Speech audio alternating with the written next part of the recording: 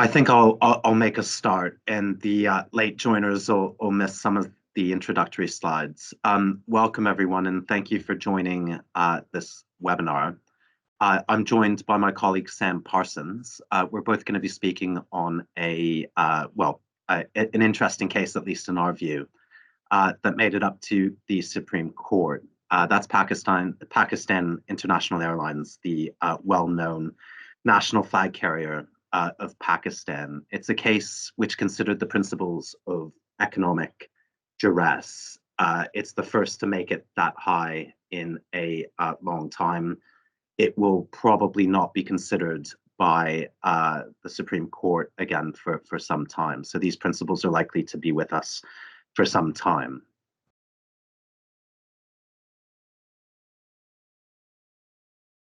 I'm just going to start by setting the contextual scene, so to speak.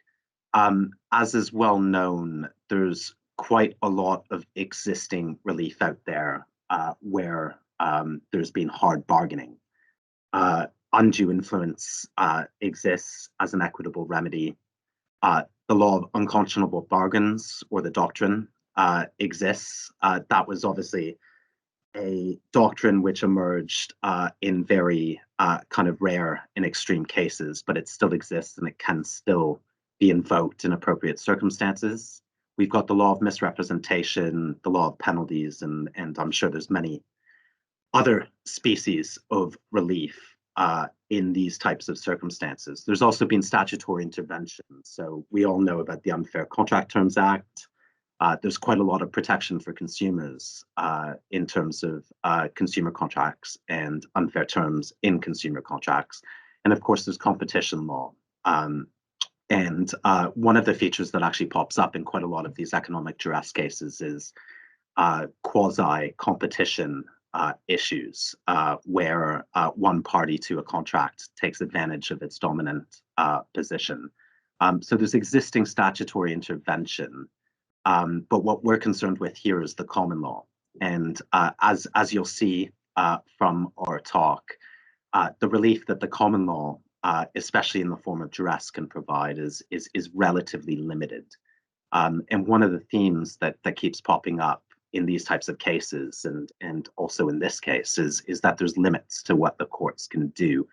And Parliament instead, to the extent that real intervention is needed, Parliament is the appropriate body to invoke that intervention. We all know that certainty in commercial contracts is an important principle. There's many times, depending on what side of the brief I'm on, where you'll be arguing to a judge, well, you can't rewrite the bargain. That's a common principle in English law. It's well rooted. There's very good reasons for it, and Sam Parsons is going to be speaking about some of those reasons. But it's important that people know where they stand, and English law is very proud of the primacy that it gives to certainty in commercial dealings. And finally, there's no recognized doctrines of good faith or imbalance of bargaining power. Dealing with the former, as most of you probably know, there have been cases which have developed good faith principles, but most people will know about Mr. Justice Leggett and his relatively famous cases. They're applied to a narrow range of contracts. Sam will be discussing this in a bit more detail, but they apply to specific relational contracts. But there's no fundamental overarching doctrine rooted in our law of contract dealing with good faith or imbalance of bargaining power. And that should be contrasted, it should be said, as you'll come to see, with some other jurisdictions. The common law of duress has evolved over time. Historically, the only recognized forms of duress were those that don't usually make their way onto my desk in the form of papers. Was duress to the person and duress to goods. Those were historically the only categories of duress that were recognized. It was then extended in the late 20th century to economic duress. But there's an important distinction within that field or species of duress between unlawful acts and lawful acts. And the boundaries are very difficult once you get into lawful acts, because asking the courts to be the arbiter of what is and is not a lawful act that's sufficient to invoke a remedy for duress is a very difficult exercise. And the courts have approached that with huge restraint. There are only a handful of reported decisions where the remedy has been successfully invoked. The remedy is usually rescission and potentially consequential remedies, but there were 5 reported cases that are mentioned in the recent Supreme Court decision where the remedy has been successfully invoked, and only 2 which concern the subject matter with which this talk is concerned. So what the Supreme Court was tasked with having to decide, and it's relatively fundamental, is, first of all, does lawful act economic duress actually exist in our English common law? And if so, what's its scope? As I mentioned, there's an important distinction between lawful and unlawful duress. Although it's right on this slide to say that lawful act economic duress was only recognized in the relatively late 20th century. As I'll come to discuss, there were 3 cases which are mentioned in the Supreme Court decision, which were all 19th century cases.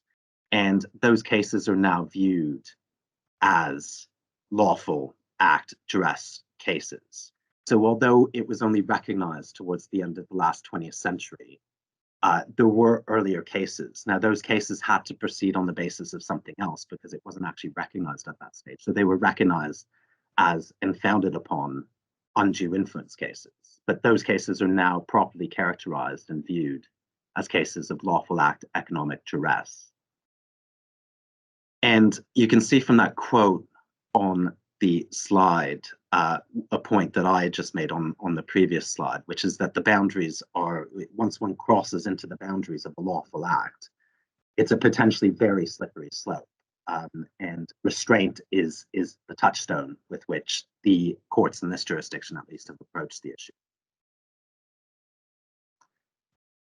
Just taking you briefly through the structure of our talk, I'm going to set out the relevant material background of the case. I'm going to deal with what the majority decided and how they got there. You can see reference there to a case, CTN Cash and Carry. Now that's up until the Supreme Court decision, that was an extremely influential decision. It was a decision of the Court of Appeal. And as I'll come to explain, the Supreme Court in this case has taken issue with how CTN was approached and applied by other cases, including in this case by the Court of Appeal. Sam Parsons is going to discuss Lord Burroughs' dissent. So there were 4 in the majority, that's me. There was 1 in the minority, that's Lord Burroughs and Sam.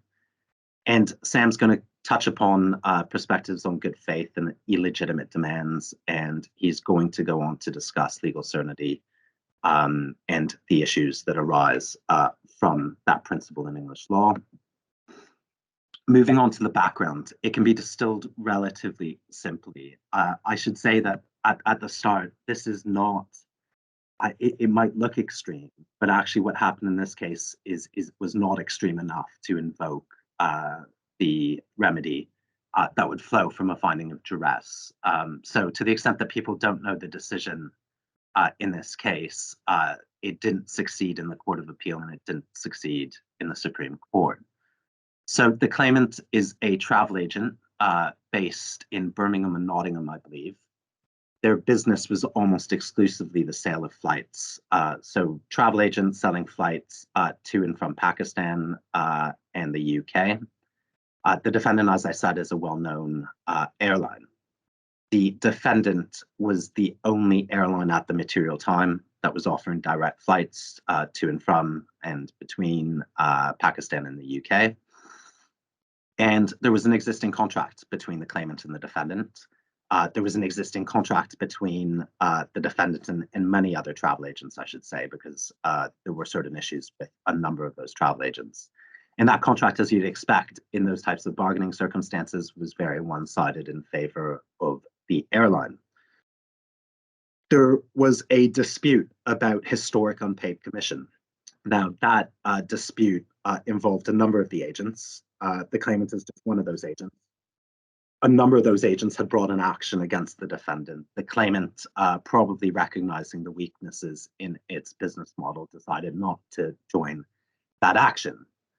But you can see that the situation in terms of the context sets itself up for a classic kind of problem question on duress, because and there's a mistake there. That should be the defendant's monopoly in the final bullet, and the claimant's vulnerable business model equals the defendant's much stronger bargaining power. So there were actually three mistakes in that slide, but effectively the defendant, the airline, controlled the or had the bargaining power to the extreme. Now, the defendant, at a time when a number of those agents had started an action against it, it took two actions against all of its agents, including the claimant. They were legally entitled to take these steps. That's why this is a case of lawful act economic duress. Now, they did two things. They served a notice to terminate the existing contract. The existing contract required 1 month's notice or thereabouts, so not a very long period of time. And they also cut down the ticket allocation quite substantially. And again, the defendant was entitled to do that under the contract.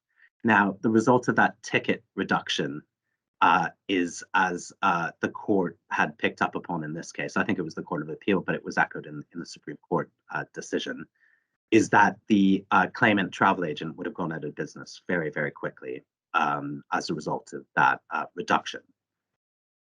But the defendant did something very generous. It offered the claimant a new contract, and that new contract included a extremely wide waiver stroke release. And that release concerned the unpaid commission claims under the earlier contract. The claimant had really no option or no reasonable alternative. Its entire business model was predicated on sales to Pakistan, and it needed the defendant. So it reluctantly, potentially under protest, it doesn't really matter, it reluctantly entered into this new contract. And the claimant subsequently brings proceedings. It wants to recover the unpaid commission. We were looking at a sum, you can see some workings in the judgment, but we're looking at about £1 million, I think, or thereabouts, of unpaid commission.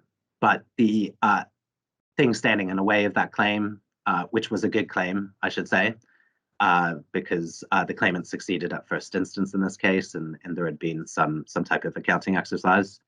But it needed to deal with the waiver and the release, and it needed to set that aside, rescind that. And the way that it set about doing that was it pleaded misrep, and it also pleaded economic duress. So the claimant succeeds at first instance, as I said. Mr. Justice Warren heard the case.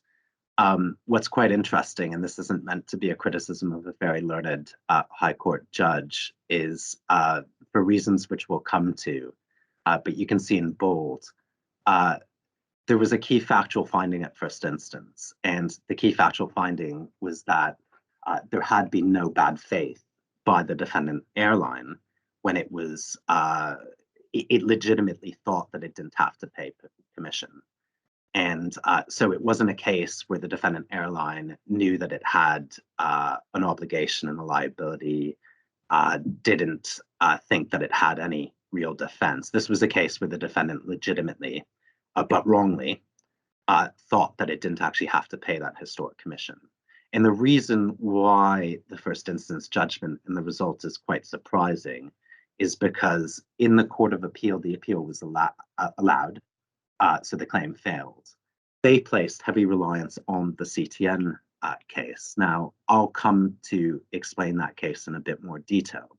But one of the aspects of that case is this concept of a bad faith demand. And that was, or that case has been seen as an authority for the proposition that provided there's other illegitimate pressure, if there's been a bad faith demand, i.e., a demand in circumstances where they don't genuinely believe that they're entitled to the money or entitled to the release, that will be enough and sufficient to ground duress. Now, at first instance, because of that factual finding, it's not really understood how the trial judge came to the conclusion that the claim could succeed.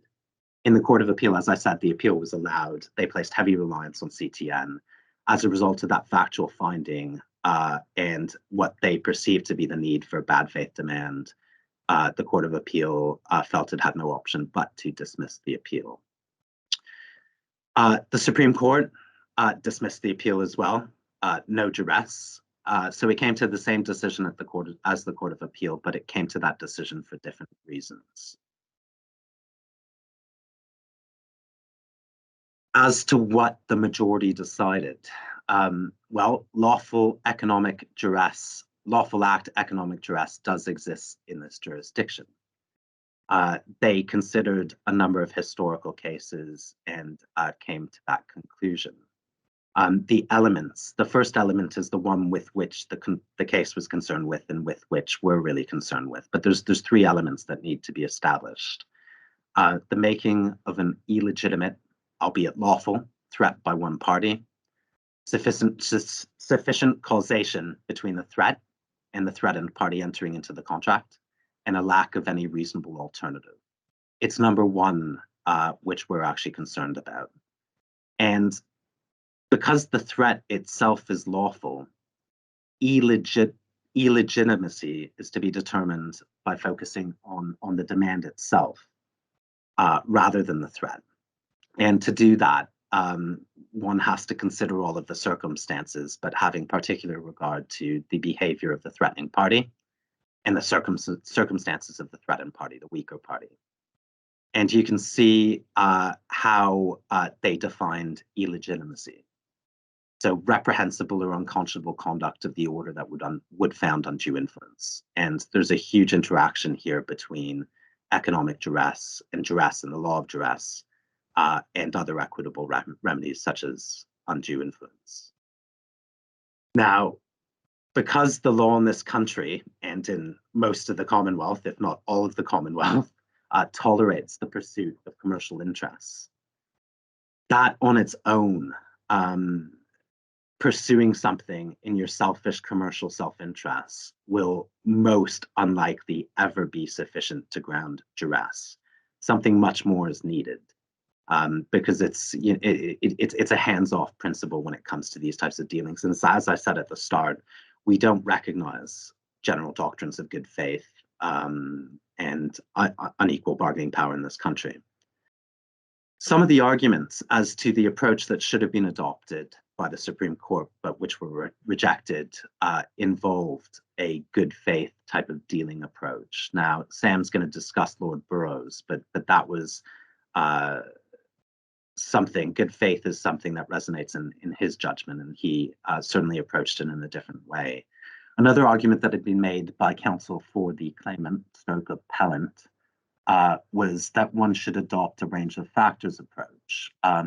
Anyone who knows recent developments in the law of illegality will know about the multifactorial approach a la Patel and Mirza. Now, illegality was, up until Patel, was in a bad shape in terms of the law in this country. There were a number of rules, they were quite complicated, and the Supreme Court, when it came to consider the issue, almost had to cure the problem. And so they adopted this multifactorial approach. But the court in this case considered that that wasn't appropriate in the context of duress.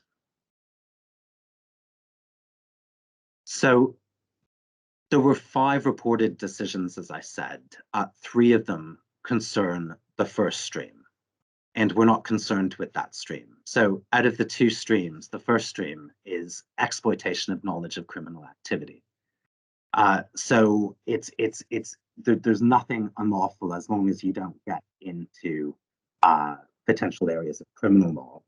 There's nothing unlawful about so some of the cases were, one of the cases involved a guarantee that had been forged in favor of a lender.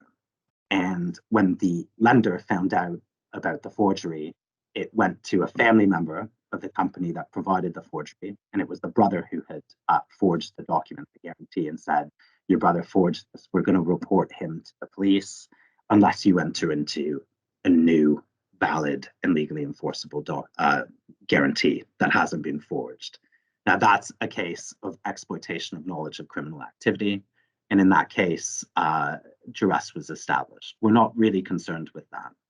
As I said at the start, these cases were actually founded upon undue influence, because it wasn't until the late 20th century that economic duress was recognized, but they're now recognized as cases of economic duress. What we are concerned with is using illegitimate means to maneuver a claimant into a position of weakness to force him to waive his claim. Just pausing there, I should say, what we're concerned with in this case is a waiver. A number of the other cases that were considered and that have been considered on the stream are waiver cases, but it could also be a demand for payment as well. So it's not just limited to waiver. And there's only 2 reported decisions in this stream which have succeeded. Turning to those decisions, the first in time is Borelli. Now, the liquidators of a company that had gone into an insolvent winding up needed to enter into a scheme of arrangement because they needed to obtain funds money to fund the liquidation. That scheme, as is well known, needed shareholder approval. The defendant, Mr. Ting, was the company's former chairman and CEO. He held a crucial minority shareholding in 2 companies, through 2 companies that he controlled. And he tried to block the scheme, and he could block the scheme. Now, the aggravating features in this case, on top of the scheme blocking, is that he had failed to comply with his duty to provide information, books, and records, as he was legally required to do. The reason he did that is because he didn't want the liquidators to investigate his conduct whilst an officer of the company. So he sought to use his minority shareholding to block the scheme. He also forged documents and procured the provision of false evidence in opposition to the scheme. So that's another aggravating feature. The liquidators objected to the votes. They applied to court. The defendant opposed it. Mr. Ting opposed it. Delay tactics. Time was running out to meet the court deadline to approve the scheme. A settlement agreement was reached between the liquidators and Mr. Ting. And in the settlement agreement, Mr. Ting received an extremely wide waiver stroke release of all and any actions against him arising from his involvement as an officer of the company in liquidation. As a result of that settlement agreement, Mr. Ting generously dropped his opposition to the scheme of arrangement, and the scheme was approved. Further information came to light to the liquidators about the defendant's conduct whilst an officer of the company. They commenced proceedings against the defendant. There's an issue with those proceedings because there's the settlement agreement, so they issued proceedings in Hong Kong, and Mr. Ting made an application, I think it was in the BVI or the Caymans, relying on the settlement agreement. So the liquidators needed to do something about the settlement agreement, and they sought to set it aside. It made its way all the way up to the Privy Council, and they determined that the settlement agreement was invalid on the grounds of illegitimate economic duress. And they also found that the defendant's behavior had been unconscionable, leaving the liquidators with no reasonable alternative. Now, it was unconscionable because there had been a failure to cooperate with the liquidators, as I said. The opposition, his opposition to the scheme of arrangement was solely with the intention of depriving the liquidators of funds so that they couldn't investigate him. And there had been forgery and false evidence.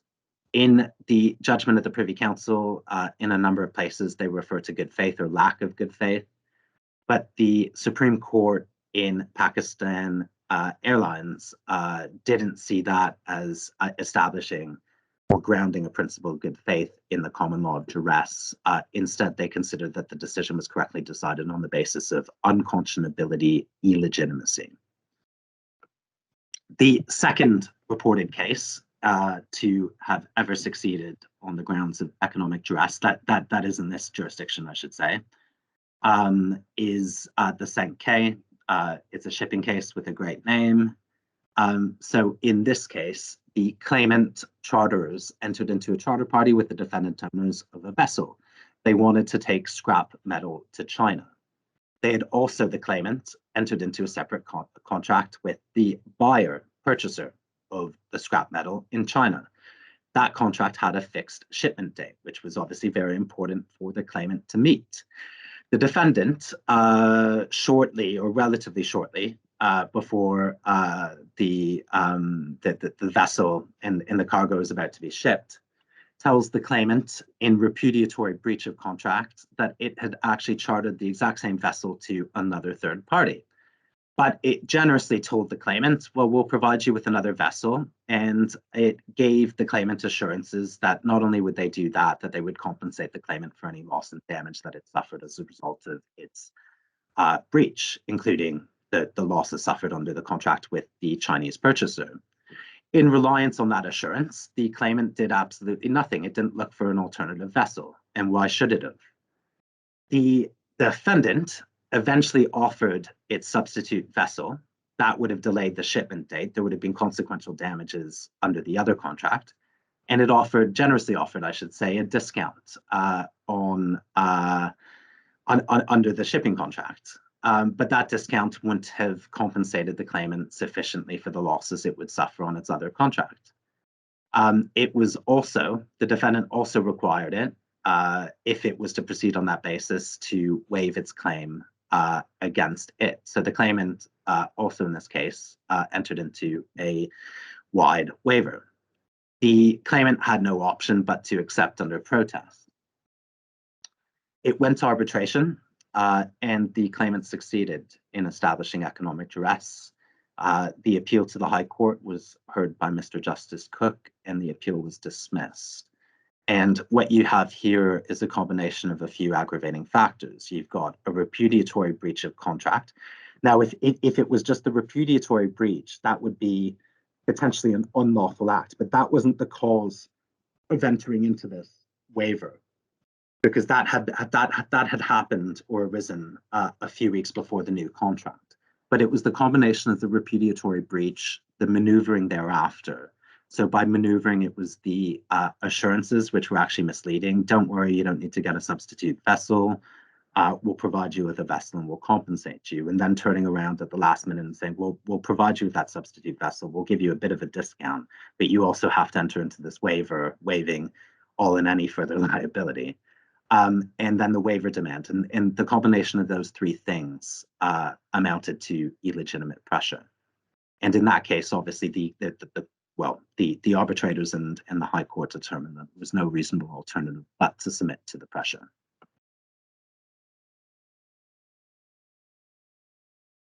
I'll deal with this slide relatively quickly because I've already made the point. Equitable principles are highly relevant in this context. When we talk about terms like illegitimacy and unconscionability, most practitioners who have ever had to plead out or deal with a case of undue influence or estoppel will be pretty familiar with those terms. They're pretty closely aligned. And not only is duress and the law of duress closely aligned with the principles that can be derived from undue influence and unconscionable bargains and other equitable principles that derive from other doctrines, but the contours of the common law of duress need to take into account those existing principles. And the overarching theme is that there's limits to what can be done.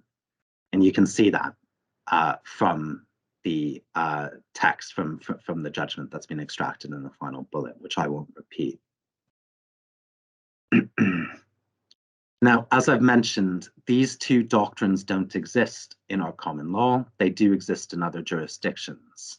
And it's a pretty obvious point, but there's a tension between those doctrines and certainty, because the minute you establish and recognize those two doctrines, there's a potential, you're giving the courts greater scope for intervention. And in this jurisdiction, the approach of the courts has been, well, it's for Parliament to intervene. We can only go so far, and we don't have a free hand. And those two doctrines would give the courts a much wider jurisdiction to be able to interfere with commercial contracts. But the doctrines don't exist in this country. Instead, the way that the courts approach hard cases is they come up with piecemeal solutions to demonstrated problems. And you can see from the final bullet in the headline point, if there is a headline point to take, one headline point to take from this talk is that it's a very restrictive approach in this country. And duress is most unlikely, economic duress that is most unlikely to be the answer. As I've said, there's only been 2 reported successful decisions. Duress is mentioned quite a lot, but the chances of success or prospects are very low indeed. And it should be said the minority, Lord Burroughs, was also of the same view. There's no disagreement between the Supreme Court when it comes to restrictivity in this area. And just before passing on to Sam, I'm going to just deal with this case relatively quickly. So it was a Court of Appeal decision. As I said, it was a very important decision up until this case. And it featured extremely prominently in the Court of Appeal reasoning in the Pakistan Airlines case. So just briefly, the facts. The claimant traded at arm's length with the defendant. The defendant sold cigarettes to the claimant. The defendant was the sole distributor of certain popular brands of cigarettes. The defendant was contractually bound to sell. Was not contractually bound to sell. So each contract or each consignment was a separate contract. There was no overarching framework agreement. And the defendant had given the claimant credit facilities, but it could withdraw them at any time. Any withdrawal would be a lawful act. So what led to the dispute here is that the claimant ordered a consignment. The defendant delivered them to the wrong address. The defendant put its hands up and said, that's my mistake, my bad. We'll re-deliver them to the appropriate warehouse. But before that could be done, the consignment of cigarettes was stolen. There was a dispute between the parties as to who was liable. The defendant genuinely believed that risk had passed to the claimant, to the purchaser, and that the claimant was therefore liable.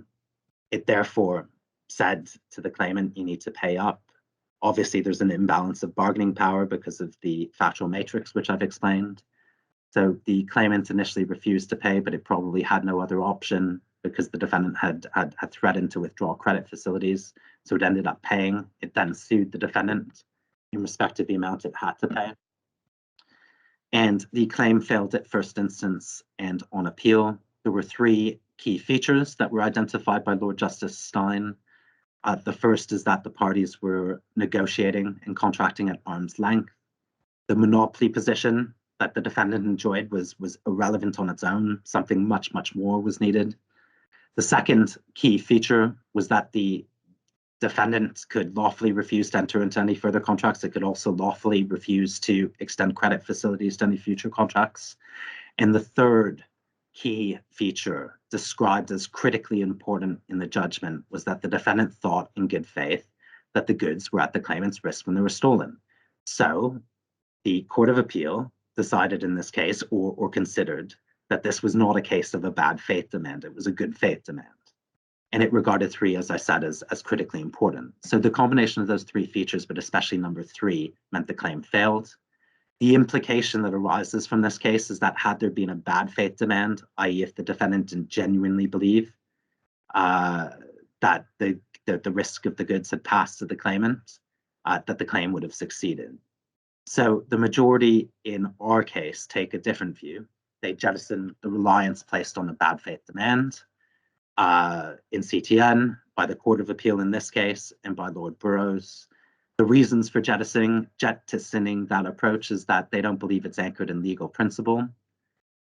They think it would extend the contours of duress too far. They think it would create uncertainty. And they also say that it would provide limited utility because it would be very difficult for a claimant to prove that a defendant had made a bad faith demand. So even if there had been a bad faith demand in our case, the Pakistan Airlines case, the claimant would have still failed if you believe the majority. And that's really the key difference between the majority and Lord Burroughs. I'm going to turn over to Sam, who's going to discuss Lord Burroughs's minority and dissenting judgment. Thank you, Jay, and good morning, everyone. Now, as Jay just mentioned, the Supreme Court was unanimous in the outcome, but the difference between the majority and the dissent is how they get there. Now, Lord Burroughs was the sole dissenter in this case. He was sworn in on the 2nd of June last year. And in much the same way, I wonder, as things were said about Lady Hale when she was in the Supreme Court, whether Lord Burroughs brings a different perspective to the court because of his background as an academic. I just raised that as a question at this stage as something to think about as we move through this part of the presentation. But we need to remember, of course, that he was also a recorder and a deputy High Court judge for many years. So to describe him as a newcomer or a newbie when it comes to judicial decision making is not correct. But to the appellate courts, perhaps it would be correct to make that observation. So the key point throughout the dissent is the emphasising or the re-emphasising, I suppose, of the bad faith demand as the central concept that Lord Burroughs alights upon as differentiating a regular commercial bargain from one that is tinged with lawful act duress. And although there is a fundamental agreement on the criteria, an agreement about the existence of lawful act duress, the real focus turns on what was meant by illegitimate. And we can see there on the third bullet point the three criteria that need to be made out for a successful lawful act duress plea. The first is that there is a threat or pressure, that pressure is illegitimate, and which causes the claimant to enter into the contract. Now, those 3 points were all accepted in this case, save for the question about illegitimacy. And as Jay has already touched on, there is a real tension at the heart of this doctrine, in that the act of entering into the contract can be both lawful and at the same time illegitimate or subject to an illegitimate pressure. And indeed, even if one takes an etymological view of what the word illegitimate means, it's actually synonymous with the word unlawful. It comes from the late Latin illegitimus, and of course, in means not. So it means that legitimus means lawful, and so illegitimus means unlawful. And so we have embedded within the concept of lawful act duress, I think, a concept of something that is inherently unlawful. And so the dividing line between what's illegitimate and what is unlawful is actually where the tensions arise within the doctrine. And so it's perhaps no wonder that other common law jurisdictions, such as New South Wales, have either chosen not to recognise the jurisdiction at all, or draw the line elsewhere, as the United States and Canada may have done. So, and that's a point we'll come on to further on the talk. So against that backdrop, Lord Burroughs is essentially on the same page as the majority with regard to the need for certainty, clarity, and of course there's this frequently made point that English law is to an extent an export market. It's known throughout the world for its certainty. That's why people choose to come to our courts to litigate, and therefore that certainty ought to be upheld where it is possible to do so. And so there are some interesting points made after paragraph 90 of the decision on that point, and my précis of them falls into these 3 points. The first is that lawful act duress is still seen to be in its infancy, notwithstanding that it's been recognised for over 50 years now. I suppose in the context of a legal system that draws the absolute line at 1066, it's quite recent in the grand scheme of things. But the better point, I suppose, is how few cases have dealt with it. And it's particularly striking that, as Jay pointed out, we have literally just a handful of cases on the jurisdiction and only 2 where it succeeded. And in particular, there's a lack of appellate decisions on the point as well. And that's an issue I'll come back to a bit later on as well, about what the function of appellate courts are in an area such as this. The second point is that counsel submissions were rejected on the point that the court should take a view of effectively all the circumstances of the case in what has been described as a range of factors or a multifactorial approach. And we can see that reasoning by analogy with the Patel and Mirza case at paragraph 94. And the majority were not and indeed Lord Burroughs was not either, keen on accepting that as the new touchstone for lawful act duress. And the point was made that in the realm of lawful act duress, there is no equivalent problem to the one that was created before Patel and Mirza. And of course, the function of Patel and Mirza really was to wipe the slate clean after Tinsley and Milligan on the question of illegal contracts. And Lord Burroughs makes the point correctly, I think, that is not a problem that's so far plagued decisions on lawful act duress. But at the same time, reading between the lines, I think there is a desire to be clearer about what the test is. And so I think that's another point underlining Lord Burroughs' dissent, is that there is an attempt here to try and create a sort of litmus test, not wanting to succumb to a gradual case-by-case decision-making approach, even though at the end of the day, that is actually what's going on here. And so both the majority and the dissent are clear that they want to adhere to the usual approach of deciding cases on an incremental basis. But there is a distinction, I think, between rationalizing older cases in a new way and extending that incremental approach as compared with just coming up with a new test altogether. And the third point is we see here a rejection of a wider understanding of good faith. And that's consistent, as Jay's already mentioned, with the general approach in English law in relation to overarching considerations of good faith between contracting parties. And what's more interesting, I think, actually, in Lord Burroughs' decision is the reason for that rejection. And the reason that's given is that it would require the court to effectively adjudicate on moral decisions. And in my view, that's really the prime mover behind the way that Lord Burroughs reaches the decision that he does. He wants to avoid a situation where illegitimate equates to opining on the morality or rectitude of a particular act. So in other words, if there is going to be that something more that takes a lawful act and renders it illegitimate, it should not be a moralistic litmus test, but rather something else. And so that's why I think we have instead this focus on the bad faith demand of what I've described as a BFD. And it follows on from the classic Lord Atkin decision in Thorne and Motor Trade Association, which is not the threat per se that carries the sting of the illegitimacy, but rather the demand that is made. And as Lord Atkin said in that case, at that reference, the origin of the doctrine of duress in threats to life or limb, and this goes back to, of course, the older form of duress.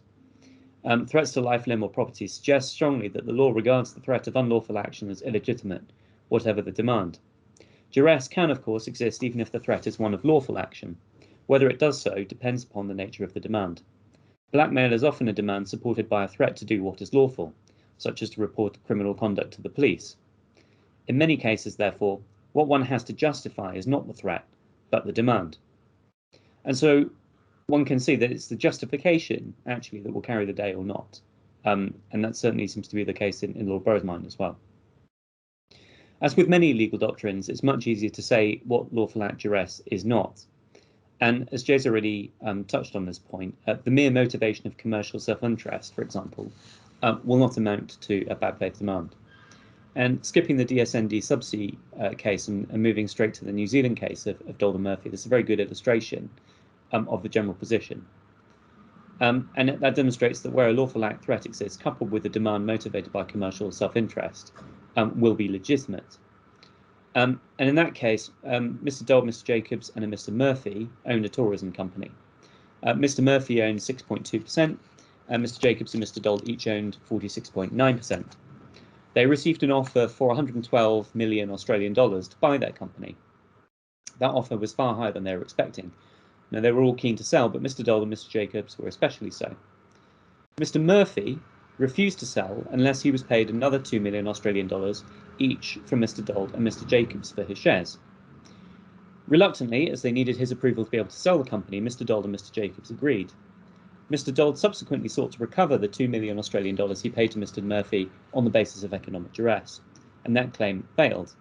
The New Zealand Court of Appeal took the view that as there was no unlawfulness involved in what Mr. Murphy had threatened, it would be a rare case, and this was not one, where economic duress could be made out.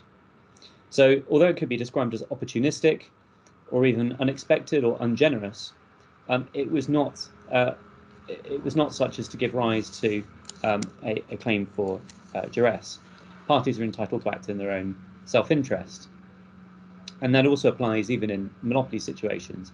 Of course, CTN cash and carry is an example of that. So that said, a bad faith demand will rarely not be made in the context of a commercial self-interest that one is attempting to further. But the point is that the mere commercial self-interest will not be enough. But it does also need. It also doesn't seem to follow that a demand needs to be made in good faith, and certainly not in the Lord Legate sense. As Dalton Murphy illustrates, a party can demand something he or she has no entitlement to begin with. A bad faith demand instead seems to be marked out by a demand that takes advantage of something that is known by one party but not the other. And that's my reading and my interpretation of the Borelli and Ting case, and indeed the Cent K or Progress Bulk Carriers. It's the same case. And so it really comes down to a question of candour and how closely one party is holding their cards to their chest. And in that respect, it reminds me a little bit of the line of authorities on the snapping up cases, the classic example being Hartog and Collins Shields, or indeed unilateral mistake cases. It certainly has that sort of flavour about it. So Lord Burroughs then conducts a re-rationalisation of the cases of Borelli and Ting and the Cent K, and essentially finds that these are cases marked by a bad faith demand. And also note in the Borelli case that there was an attempt there to obstruct a liquidator from carrying out their statutory roles, and so query whether the statutory framework could ever be usurped in that way. And it's arguably contrary to public policy as well. So in my view, that policy and purpose underpins the decision as well. But ultimately, what Lord Burroughs does in the Supreme Court is pick up where the Court of Appeal left off. There is a passing reference, what I've described as an Easter egg, to unconscionable bargains as well, at paragraph 77. And Lord Burroughs simply raises that point to make the observation that is not the jurisdiction that's being relied upon in this case. But that seems to create a sort of Frostian fork in the road. It's a road not taken by the claimants in that case. And so impliedly raises the question of what might have happened if that route had been taken instead. But that's a matter for another day. So then, perhaps as a result of some lecturing experience, Lord Burroughs then sets out the 5 sort of take-home messages, and they're too obvious not to take and incorporate into the slides for this presentation, so here we are. And it's interesting how the illegitimacy of the threat in the third point shades into, I think, is there a bad faith demand here? So the illegitimacy of the threat is determined by focusing on the justification of the demand. Well, that presupposes, in Lord Burroughs' mind anyway, that illegitimacy hangs on the nature of the demand itself. Or one could perhaps see it as being a subset of illegitimacy. And note there as well that the fifth limb then majors on the point about the bad faith demand and sort of gives additional life to that. And one can see that perhaps in this attempt to summarize what's been decided, there is a further exposition of a new line of thought there. But we will circulate these slides after the talk, and you can read that in your own time. So in terms of how good faith arises here, and just to recap really of where the law on good faith is in England and Wales at the moment, it's something that might come as a shock actually to a litigant in person, because there is no general rule of good faith and fair dealing. There is no generally implied term to that effect. And the Wolford and Miles case, as a House of Lords decision from 1992, establishes that, and that's been reinforced ever since. And we may also know that as a case for the proposition that one cannot agree to agree. But the subsidiary part of the decision is that there is no general obligation to parties to negotiate in good faith. But the parties can, of course, agree for their relationship to be governed by a general rule of good faith if that's what they want to do. And so that creates the first exception to the no overriding good faith rule. And there are some types of contract where such terms are regularly found. Employment contracts have an implied term of trust and confidence, of course.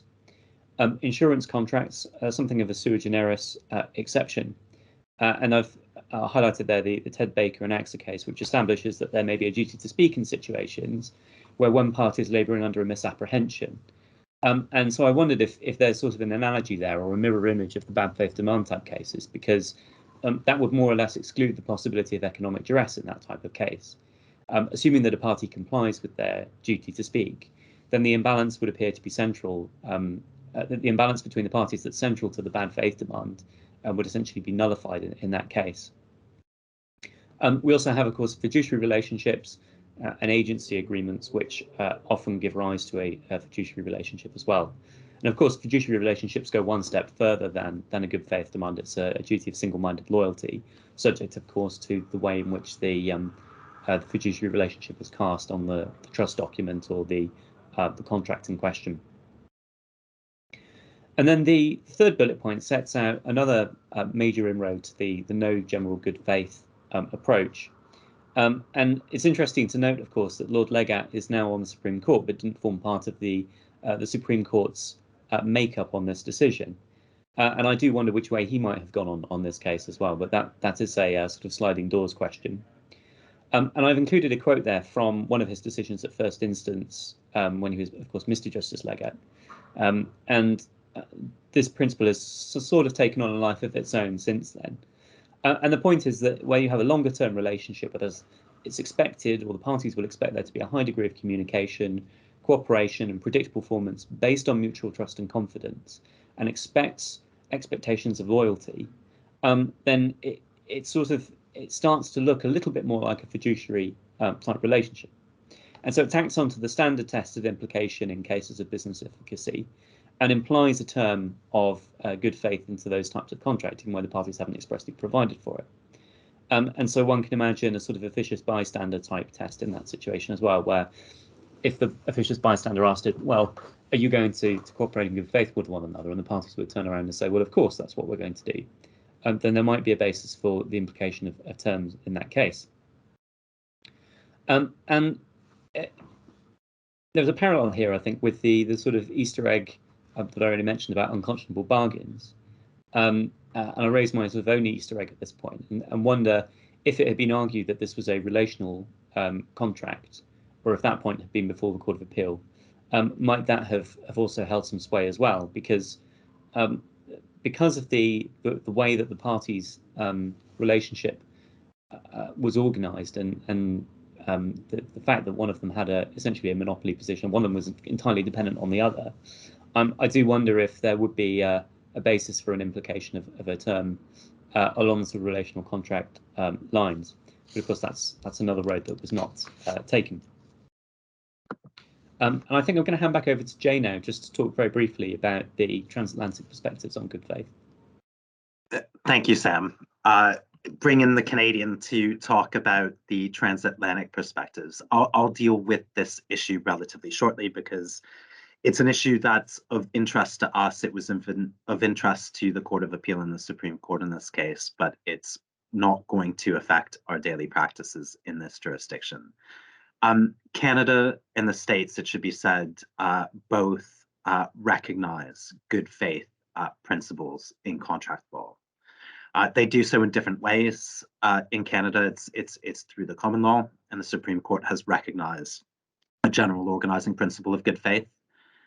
The point that the Supreme Court in our jurisdiction made is, well, that means that at least going forward, the development of jurisprudence in Canada is unlikely to be on all fours with the development of jurisprudence on this issue in this jurisdiction.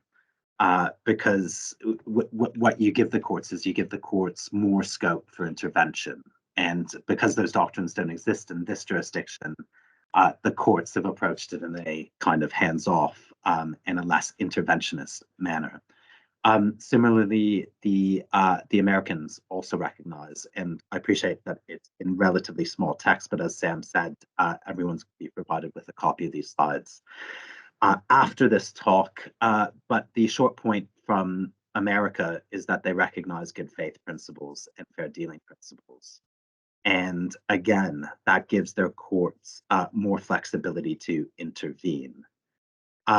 So you can see a situation where in North America, the approach that Lord Burroughs put forward is more likely or has a better chance of sticking in both of those North American jurisdictions.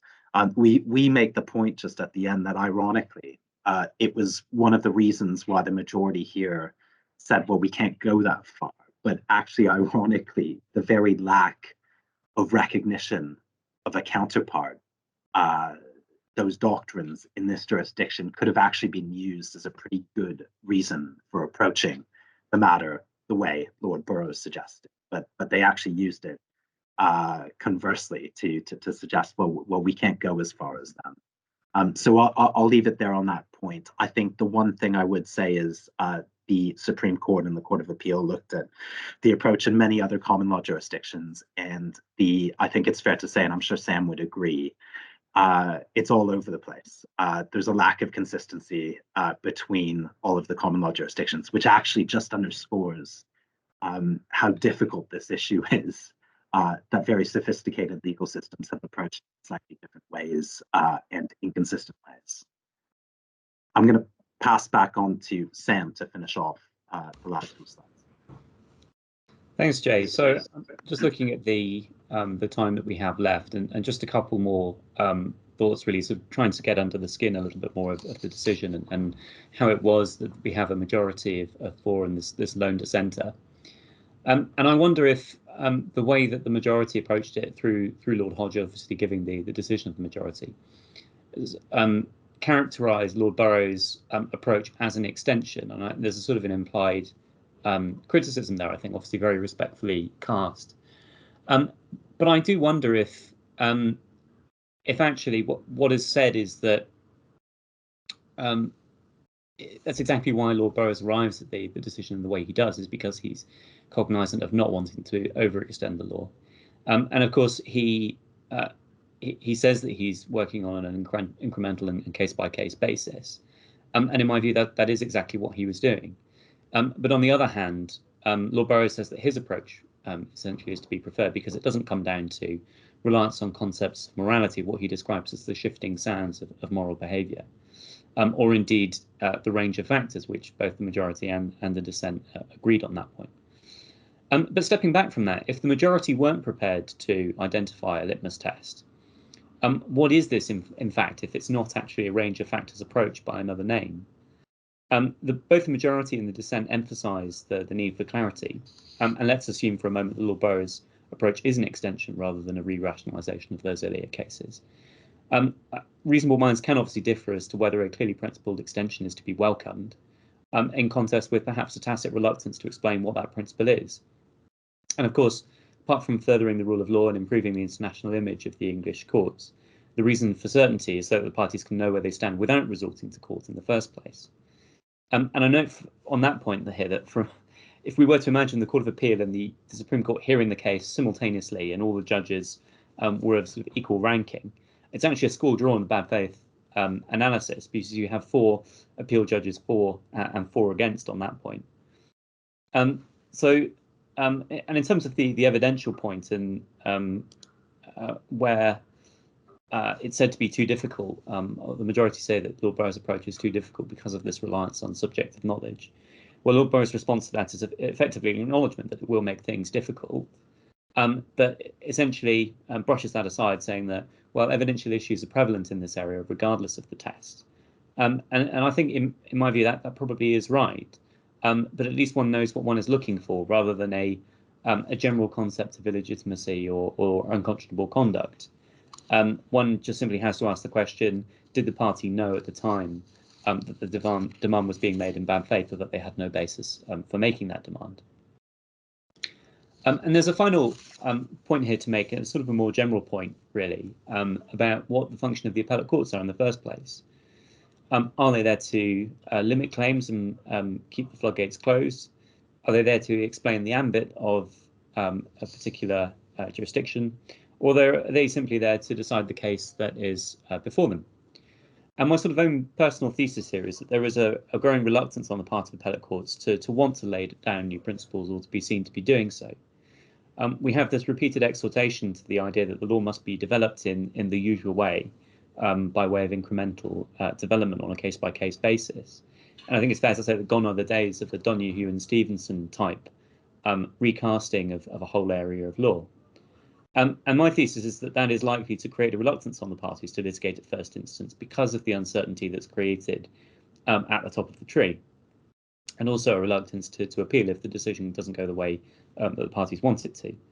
And so that might actually create the ironic consequence that by creating more uncertainty, it causes more parties to settle than if the parties actually knew where they stood, because neither party would want to take that risk on. And I wonder if that can be contrasted with the sort of older tradition of the appellate courts, and I think it was impliedly recognised and indeed expressly recognised sometimes, that they weren't just dealing with the case before them, the way that they would do it would be to take the rules, extrapolate the policies, principles, and purposes underpinning them, and then extend that rule, or perhaps even make a new rule, but in a principled way. And that's not the same thing, in my view, as creating a new rule or overextending the common law. And my argument is that essentially that's a better function of the appellate court than to refuse to identify one particular test, especially in an area that is in its infancy, like lawful act duress. And so my question to you to sort of dwell on after this presentation is whether Lord Burroughs actually achieves that traditionalist aim better than the majority do in this case. And just to leave you with one final thought, I wonder if actually his analysis can even be subsumed into the majorities. And so the distinction is more apparent than real between the majority and the minority. Because ultimately, if the bad faith demand can be considered to be a subset of illegitimacy, then essentially what's happened is that we just have a third category of illegitimacy within the doctrine. So looking at the time, I think Jay and I can perhaps stick around for 5 minutes to take questions. But apart from that, thank you all for attending this morning. And as I said, we will make sure that you get hold of the slides in due course. Thank you, everyone. And if anyone does have any questions, obviously you can feed them through the chat function. If I could just make one announcement, we're running a set of autumnal/winter webinars. The next one is going to be Hugh Sims, QC, and John Virgo. They're speaking on the 18th of November, and they're speaking on another Supreme Court decision, Manchester Building Society and Grant Thornton, obviously an important decision in the context of professional negligence actions. So if you are interested in that subject area, please feel free to join. If you haven't received an invitation from one of our clerks, please just contact our clerks, and I'm sure they'd be happy to circulate invitation details. If anyone does have any questions, obviously feed them through. And if there's any questions that follow after this, obviously just contact either Sam or I or both of us, and we'll do our best to answer the questions.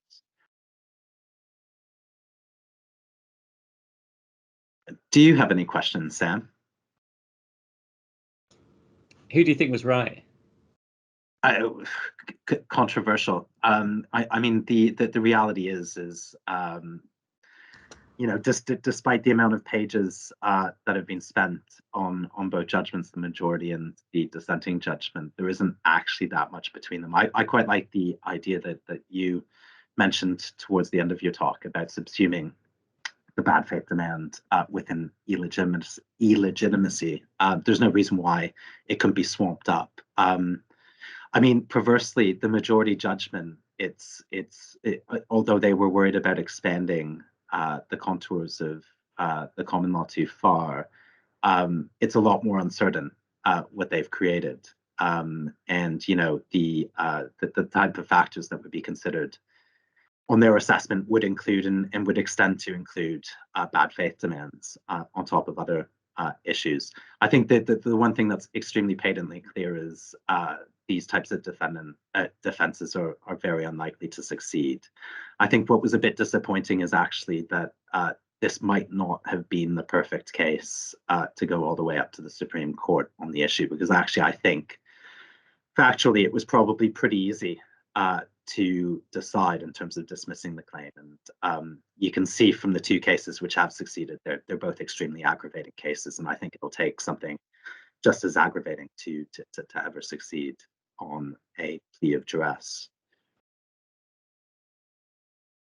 Yeah, I've just seen we've had a comment in from James Taylor saying that dividing line between what's unlawful and what's or what's lawful, I suppose, and what's illegitimate is very hard to fathom. And I think I think I definitely share that view. It's and as I said, I was wondering about sort of putting the preparations through for this yesterday, and I thought, hang on, what does illegitimate mean if not unlawful? And I think where I've ended up on this is that I would take the more extreme view and probably the polar opposite of an incremental case-by-case approach and just jump the whole doctrine, to be honest, because it just strikes me it's so uncertain, and we have other tools. We have statutory controls now for dealing with this sort of problem, and perhaps even unconscionable bargain is a more sort of intellectually honest way of approaching these types of issues as and when they arise. So I think I probably agree with a couple of the academic commentators who wrote into the Supreme Court, and indeed I think one of them was represented in terms of saying, well, if it's this hard to define, then perhaps we just shouldn't have it as a doctrine at all. What's quite interesting also is that, as I mentioned on one of the slides, with the CTM cash and carry, Goff and Jones, which is obviously a extremely well-known and very learned book on unjust enrichment, it had decided that had there been a bad faith demand in CTN, that CTN would have been decided differently. So that will obviously have to be rewritten in the context of the Supreme Court's decision. But yes, there's a huge amount of academic commentary on this subject, and that's why we found the case so interesting. The one thing I would say on illegitimacy is it's a word that's used throughout, and it pervades other equitable remedies. So undue influence, if we think about Ettridge number 2, obviously an extremely important case on undue influence. That word is used throughout. So it is something that the courts have used throughout our equitable common law. And although the courts, it's almost one of those things that a court knows it when it sees it, but it's obviously very difficult to pin down. But that type of flexibility, I guess, is also a feature and a benefit of our common law as well, in terms of being able to adapt.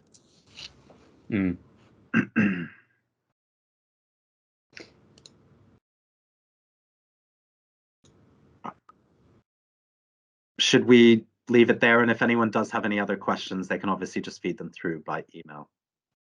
Yeah.